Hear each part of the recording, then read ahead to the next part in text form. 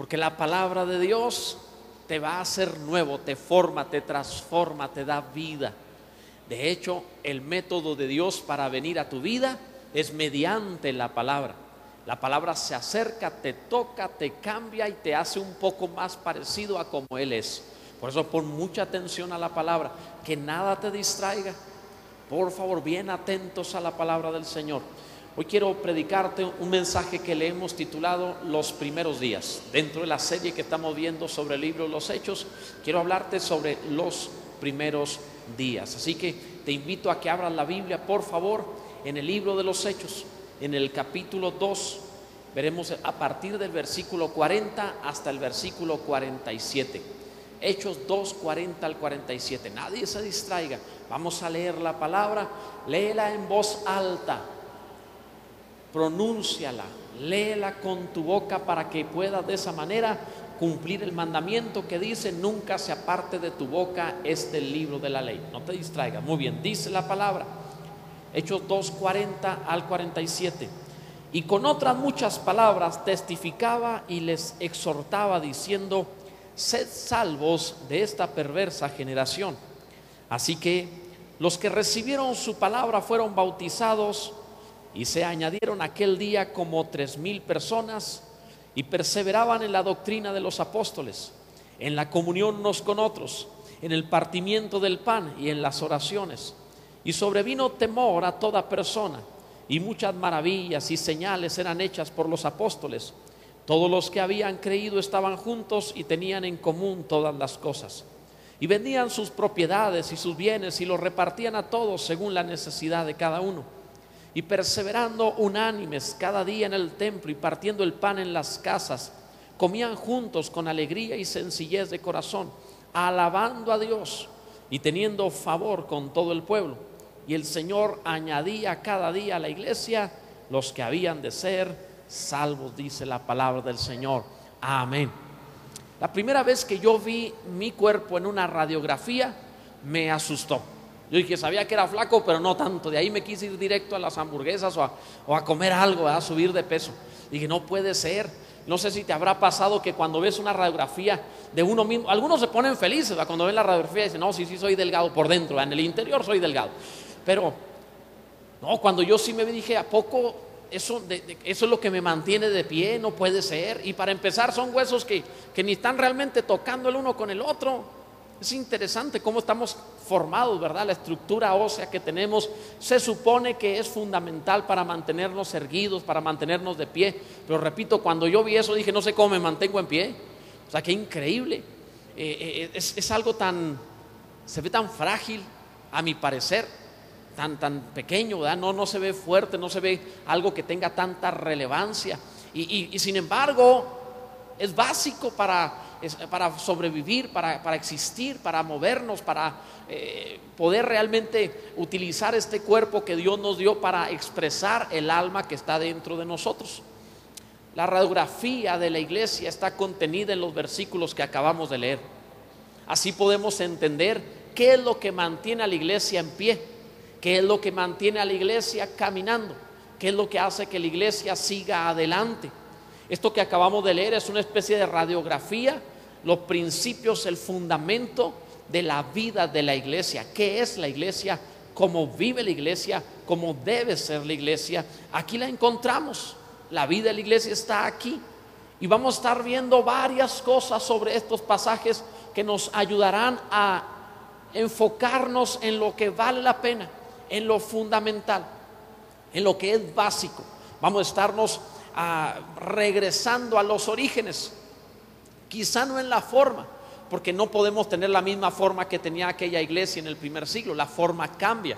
Hoy tenemos la oportunidad de lugares amplios de reunión, de medios de comunicación, de comodidad. Ellos estaban en persecución, estaban en un momento complicado de su existencia, bajo una cultura muy diferente, pero aunque el fondo, la forma es diferente, con todo el principio, la base de la vida cristiana tiene que ser la misma.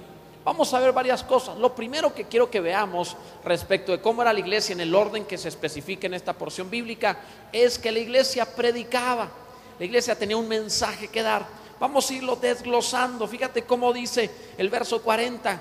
Y con otras muchas palabras testificaba, es decir, el apóstol Pedro, pero es una figura de cómo era la iglesia, y les exhortaba diciendo: sed salvos de esta perversa generación. La iglesia en sus primeros días era una iglesia que testificaba.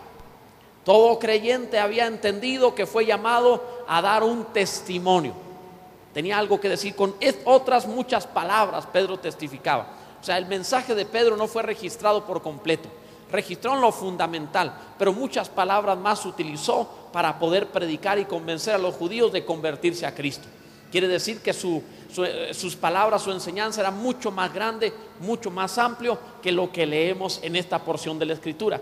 Me parece a mí que la iglesia del primer siglo estaba realmente preocupada en que le entendieran el mensaje. Hoy pareciera como que todo el mundo lo sabe, pero la iglesia en ese tiempo se esforzaba con abundancia de palabras para que supieran lo que estaba diciendo el predicador. Y creo yo que estamos en una época en donde también hace falta la palabra de los creyentes, que podamos anunciar el mensaje con abundancia de palabras y que lo podamos anunciar con sabiduría, conceptos, argumentos claros para que el mundo nos oiga. ¿Ve cómo habla el mundo? Se topa la gente en el mundo, les saludan y dicen: ¿y qué hay? ¿Qué ha habido de nuevo? No, pues nada, trabajando. No, pues dicen, necesita, no tiene nada que decir. Algunos dicen, pues y está haciendo calor, ¿verdad? Pero ha estado lloviendo. Ah, qué bueno, gracias a Dios, no hacía falta el agua. No tienen mensaje, no tienen nada que decir. Entonces hablan lo que hablan todas. No son ni agricultores, pero dicen: qué bueno que está lloviendo, ¿verdad? Y así hablan algunos. Y otros preguntan: ¿cómo está la familia? Y se le olvida que le contaron que se divorció y le quitaron los niños. Pero él habla así, ¿verdad? El mundo está hablando por hablar, no tiene algo que contar. Suele tener incluso malas noticias o ser pesimista y le falta un mensaje. Es ahí donde la iglesia tiene que regresar con su mensaje diciendo: yo tengo algo que vale la pena, tiene validez eterna. Lo que te voy a contar te puede modificar tu destino para siempre. Esto es importante, es mejor que cualquier cosa que oigas en toda tu historia. El evangelio es poder de Dios para salvación a todo aquel que cree, y esto tenemos que contarlo, ¿verdad? Ve cómo el mundo tiene hambre de hablar, pero no tiene nada que decir. ¿Han visto las redes de comunicación que hay actualmente? Facebook, Twitter y ese tipo de cosas. ¿Has visto el Facebook, por ejemplo? Como de pronto alguien pone por ahí, dormí toda la tarde y ahora estoy comiendo nieve en la plaza, ¿verdad? Y ponen cosas así que dice uno: ¿y a quién le importa? ¿Verdad? ¿Qué tiene de básico ser, no sé, ¿verdad? Y luego al día siguiente pone: estoy deprimido. Y digo: ¿cómo no vas a estar deprimido? Duermes toda la tarde y comes nieve y es todo lo que haces. Claro que te vas a deprimir, eso no es vida. Pero ve toda esta clase de medios de comunicación, los comentarios que se dan suelen ser comentarios que no tienen nada que decir, no son a veces ni ingeniosos para transmitir algo.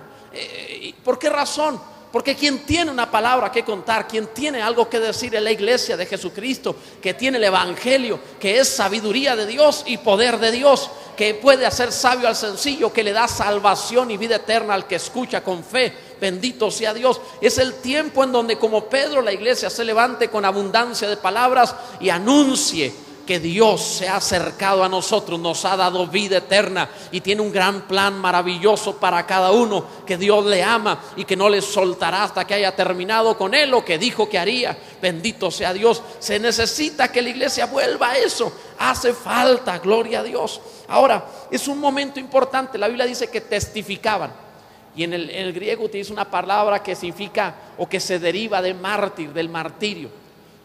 El mensaje de la iglesia es un mensaje por el cual la iglesia estuvo y está dispuesta no solo a vivir, sino a morir por ello.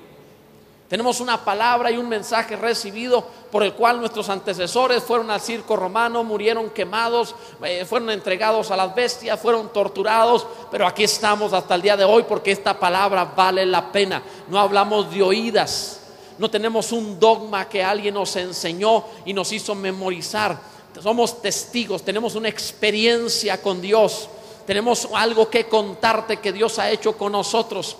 No se trata de mera teoría, se trata de una experiencia vivida con Cristo. Y el creyente comienza a hablar diciendo: yo era, pero ahora soy.